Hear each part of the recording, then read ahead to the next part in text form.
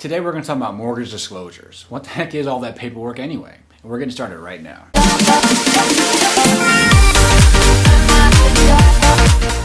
Hey, what's going on? I'm Emmett Dempsey, mortgage advisor with Geneva Financial here in beautiful Port St Lucie, Florida, and welcome to another mortgage and home buying tip.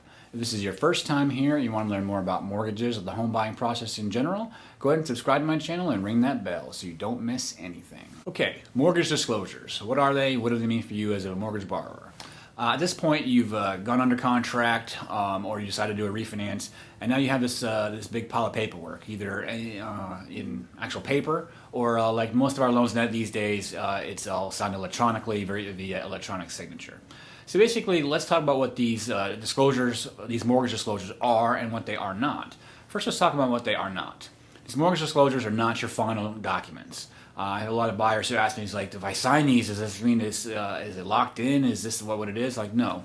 I tell buyers that essentially it's a written representation of our application. So maybe long before we had a phone conversation, talked about your goals, took income information, got all your income and asset documentation.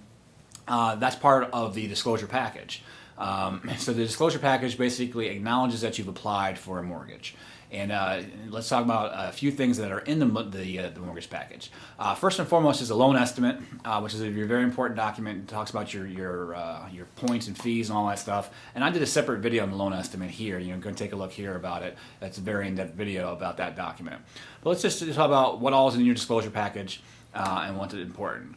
First of all, is a loan application. It talks about everything that we talked about on the phone or online. It talks about your employment, assets, income documentation, any disclosure questions that we talked about. You identify any errors there.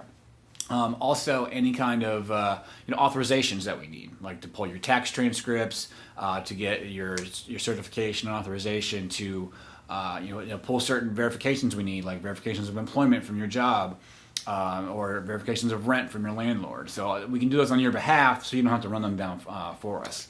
Also, the other paperwork that complies with federal regulations, like the Equal Credit Opportunity Act, Fair Credit Reporting Act, etc. It talks about your rights as a borrower, as a person seeking, applying for credit. Also, certain special loans like FHA and VA have their own separate required disclosures. So if you're getting an FHA loan or a VA loan, those disclosures will be in there. Signing your initial disclosure package, again, that starts a process. Your initial loan estimate, you e-sign, and there's a few documents you have to sign in ink still. Most of the disclosure paperwork these days is electronic, but still a handful, like your certifications that we talked about, authorizations have to be signed in ink, as well as things to pull your Social Security verification for your identity.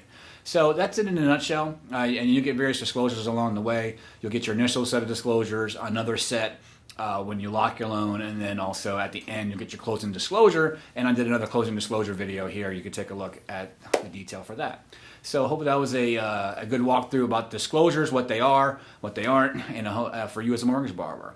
So again, if you want to learn more about mortgages or the home buying process in general, go ahead and subscribe to my channel and ring that bell so you don't miss anything. Thank you so much for watching, and I'll see you on the next one.